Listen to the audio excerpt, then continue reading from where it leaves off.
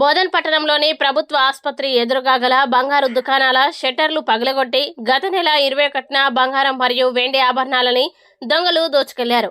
దొంగల కదలికలు CC ఫుటేజ్లో record ఆధారంగా బోధన్ పోలీసులు చాకచక్యంగా కేసును ఛేదించారు. ఈ నెల జనవరి 12న ఆచన్పల్లి వెహికల్ చెకింగ్ లో 2 దొంగలు పట్టుబడగా నిజామాబాద్ సిపి సాయి చైతన్య వారి వివరాలు వెల్లడించారు. మరో 2 పరారీలో ఉండగా ఈరోజు మహమ్మద్ మౌలా A4ని అరెస్టు చేసి 5 తులాల బంగారం మరియు కిలో వెండి ఆభరణాలు స్వాధీనం చేసుకున్నట్లు బోధన్ ఏసీపీ శ్రీనివాస్ వెల్లడించారు. మరొక దొంగ పరారీలో ఉన్నాడు. బోధన్ పట్టణంలో సంచలనం సృష్టించిన బంగారు షాపుల చోరీని బోధన్ పట్టణ CI Venkatanarayana, SI Manoj, ASI Baburao, constable Ravi, Mahesh, అశోక్లు చాకచక్యంగా ఛేదించినందుకు గాను నిజామాబాద్ సిపి చేతుల మీదుగా రివార్డులు అందజేయబడతాయని ఏసీపీ తెలిపారు.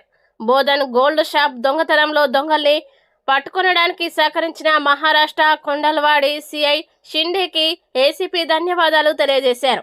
బోధన్ పట్టణంలోని వ్యాపార సముదాయాలు, అన్ని దుకాణాల యజమానులు తప్పకుండా తమ షాప్స్ వద్ద సీసీ కెమెరాలు పెట్టుకోవాలని సూచించారు.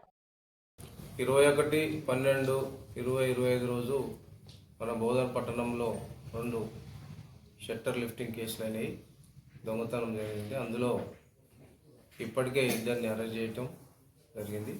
ఇతను 3వ వ్యక్తి. ఇతని పేరు మహమ్మద్ మౌలా సాబ్ షేక్. ఇతను ఉమ్రి గ్రామం, మహారాష్ట్ర, నాందేడ్ డిస్ట్రిక్ట్ ఉండేవాడు. ఇతని దగ్గర నుంచి 1 కేజీ సిల్వర్ మరియు 5 తులాల బంగారాన్ని సీజ్ చేయడం జరిగింది. ఇతని దగ్గర నుంచి ఈ కేసులో ఇంకొక వ్యక్తిని పట్టుకోవాల్సి ఉంది. ఆ వ్యక్తిని పట్టుకుంటే కేసు మొత్తం డిటెక్ట్ అవుతుంది. సో ఈ కేసులో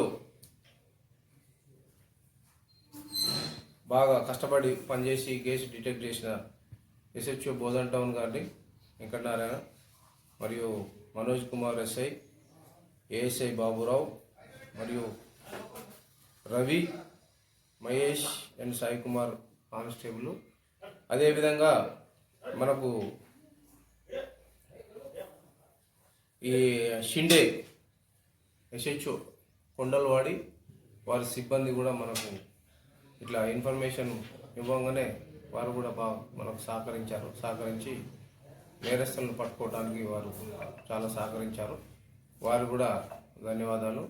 మరియు వారికి కూడా సిపి గారు స్పెషల్గా వారికి అప్రిషియేషన్ లెటర్ పంపిస్తున్నారు. వాళ్ళ ఎస్పీ గారు కూడా లెటర్ పంపిస్తున్నారు అప్రిషియేషన్ కోసం.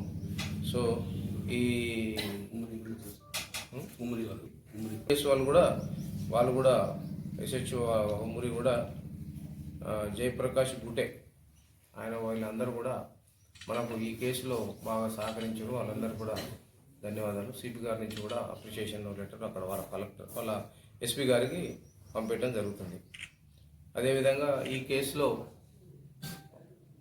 ఎవరైతే బాగా కష్టపడి పనిచేసి కేసు డిటెక్ట్ చేసిందో వాళ్ళందరూ కూడా సిపి గారికి రివార్డు పెట్టడం జరుగుతుంది.